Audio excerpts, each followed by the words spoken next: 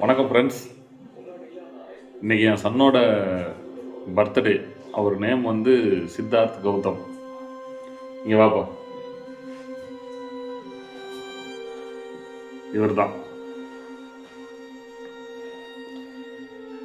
10 வயசு ஆகுது, ஸ்டார்ட் ஆகுது இன்னிலேருந்து. ஒரு சின்ன மெமரி தான், அதை ஷேர் பண்ணிக்கணும்னு விருப்பம்.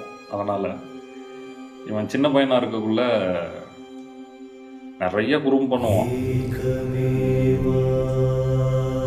துருன்னு இருப்பான்.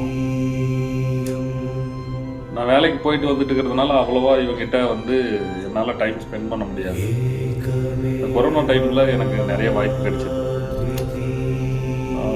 ஃபஸ்ட்டு வந்துட்டு விளையாண்டுட்டு இருந்தோம். அப்புறமா ஒரு மாதிரி டயர்டாக இருக்குன்ட்டு நான் நின்றுட்டு இருந்தேன்.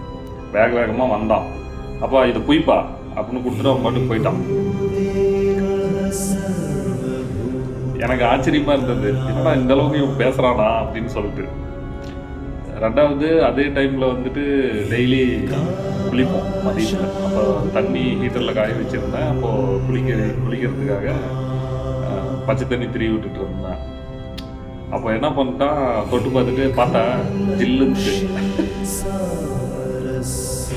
அப்படின்தான். சரி, எனக்கு அதுவுமே ஆச்சரியமா இருந்தது. பாரு இந்த அளவுக்கு பேசுறான் அப்படின்ட்டு எனக்கு ஆச்சரியமா இருந்துச்சு. இன்னொன்று வந்துட்டு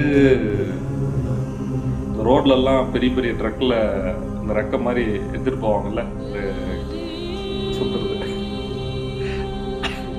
அது பார்த்தோன்னா ஏப்பன் அப்படிம்பான். எப்பன்னா அவனுக்கு ஏரோப்ளேன் அர்த்தம். அவனோட இதில் சின்ன வயசில் நானும் அப்படி தான் நினச்சிட்டு இருந்தேன். அது வேறு விஷயம். இந்த மாதிரி நிறைய சொல்லிட்டு போகலாம்.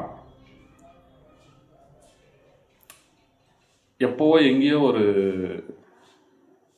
ஒரு கவிதை ஒன்று படித்தேன். ஏதோ ஒரு புக்கில், உலகில் தேடி தேடி அலைந்தாலும் மீண்டும் அமர முடியாத சிம்மாசனம் தாயின் கருவறைன்னு.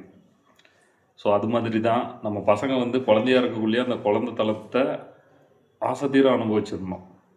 திரும்ப எத்தனை 1000 கோடி கொடுத்தாலும் கிடைக்காது. ஸோ நல்ல வேலையாக நான் ஒரு சில வீடியோஸ் எல்லாம் பிடிச்சி வச்சுருக்கேன். ஸோ அது எப்பெல்லாம் எனக்கு அதை பார்க்குறனோ அப்போல்லாம் ரொம்ப ஹாப்பி ஆகிடுவேன். ஸோ நீங்களும் அதை மிஸ் பண்ணாதீங்க. பேச நிறைய இருக்குது, பட் என்ன பேசுறதுன்னு தெரியல ஆக்சுவலாக. சந்தோஷம். தேங்க்ஸ்.